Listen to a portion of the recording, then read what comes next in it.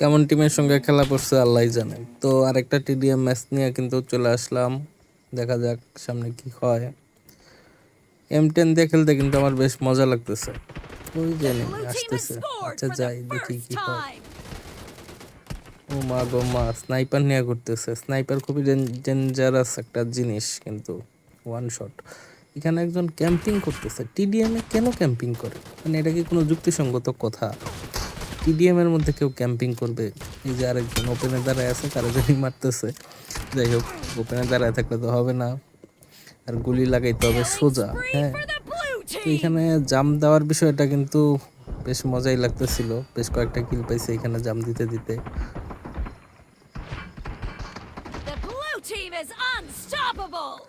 আটটা কিল অলরেডি হয়ে গেছে। তো টিমের 10টা কিল, এর মধ্যে 8টা আমার। অপোনেন্ট টিমও কিন্তু বেশ ভালো খেলতেছে, কারণ তারাও বেশ ভালো কিল করতেছে।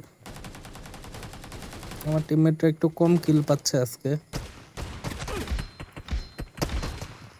কোথায় কোথায় কোথায় আসো, ও পিছন থেকে আরেকজন মেরে ফেললো।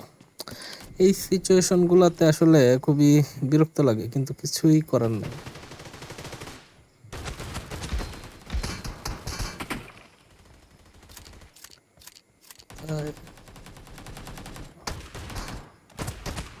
আবার লাভ দেয়, কি একটা অবস্থা।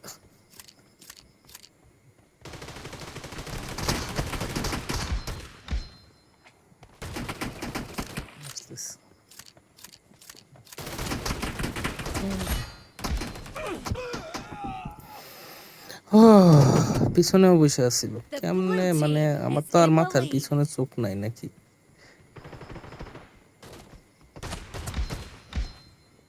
এই যে আসো আসো আসো।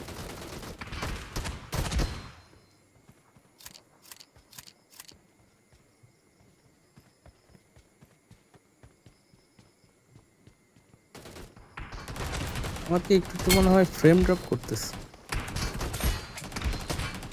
এই কিলটাও পাইতামই আসলে।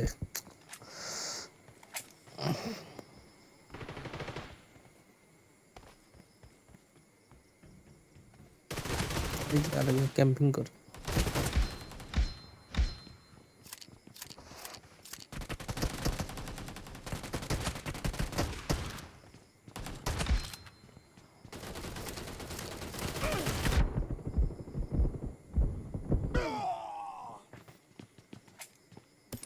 পিছন থেকে মারাটা আসলে সব থেকে বেশি মানে ফ্রাস্ট্রেশনের জন্ম দেয়।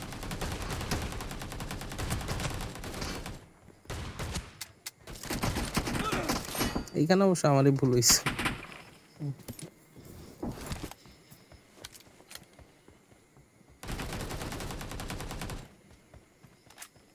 33-25, আমরা বেশ ভালোই আগে আছি।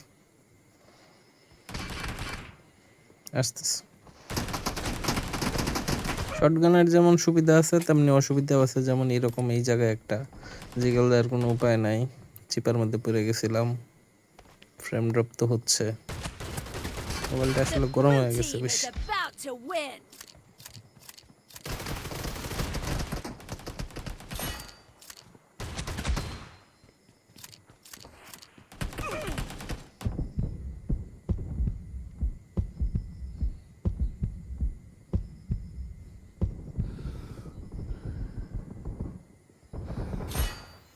ও ভিক্টোরি, 24 কিল।